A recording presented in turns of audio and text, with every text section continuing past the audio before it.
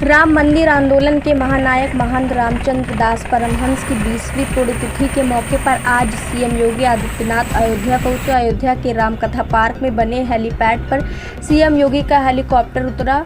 इसके बाद रामकथा पार्क से निकलकर राम मंदिर आंदोलन के नायक रहे रामचंद्र दास परमहंस की समाधि पर पहुंचकर उन्हें पुष्पांजलि अर्पित की। फिर वहां से राम जन्मभूमि के परिसर के लिए उनका काफिला रवाना हो गया। राम जन्मभूमि पहुंचकर भगवान रामलला की आरती उतारी और मंदिर निर्माण की प्रगति को भी देखा। इस दौरान उनके साथ श्री राम जन्मभूमि तीर्थ क्षेत्र ट्रस्ट के महासचिव चंपत राय भी मौजूद रहे। फिर उसके सीएम योगी राम कथा पार्क स्थित सरयू अतिथि गृह पहुंचे। अयोध्या मंडल के अधिकारियों के साथ समीक्षा बैठक की, जिसमें अयोध्या के सांसद मेयर बैठक में मौजूद रहे।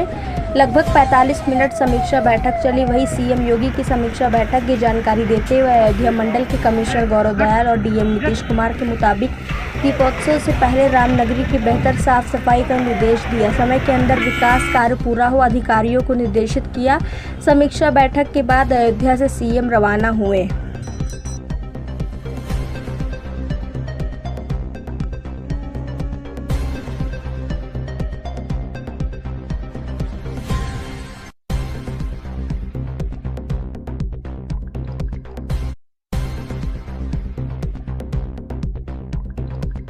कृपया आप लोग पुलिस द्वारा पुलिस पर सहयोग करें। बारिश का मौसम है, कृपया किसी स्कूल या खुले तार को ना छुए। आप सीसीटीवी कैमरे की नजर में है। माननीय मुख्यमंत्री जी ने आज समीक्षा बैठक की और उसमें जो काम चल रहे हैं उन सब के बारे में जानकारी प्राप्त की और सभी काम को समय से पूरा करने के लिए निर्देशित किया।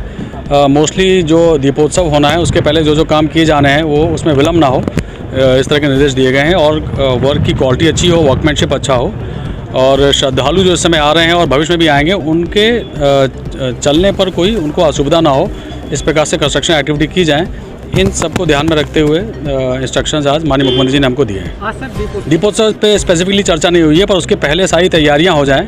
जो इंफ्रास्ट्रक्चर का काम चल रहा है उसके बारे में आज जोर था और दीपोत्सव की तैयारी अलग से चल रही है। बिंदु था कि रामपथ का निर्माण तीव्र गति से किया जाए। हम लोग का जो एग्रीमेंट है पीडब्ल्यूडी का वो मार्च अप्रैल 2024 में है, लेकिन इसको प्रयास किया जाएगा कि इस पथ को जो सेक्शन है यहाँ से लेके नया घाट से लेके उदया चौराहे तक उसको सेक्शन को दीपोत्सव के पूर्व कंप्लीट करने के लिए कहा गया है कि उसको फेज़ 1 को इसको जल्दी करने के लिए कहा गया है और बाकी दिसंबर तक पूरा कंप्लीट करने के लिए कहा गया है। तो इसको तीव्र गति से करने के लिए है और अक्टूबर नवंबर तक हमारा भक्ति पथ कंप्लीट करने के लिए कहा गया है। रामपथ में लगभग काम कंप्लीट हो गया है और ट्रस्ट की तरफ से जो स्तंभ बनने हैं उसका काम शुरू होगा उसमें।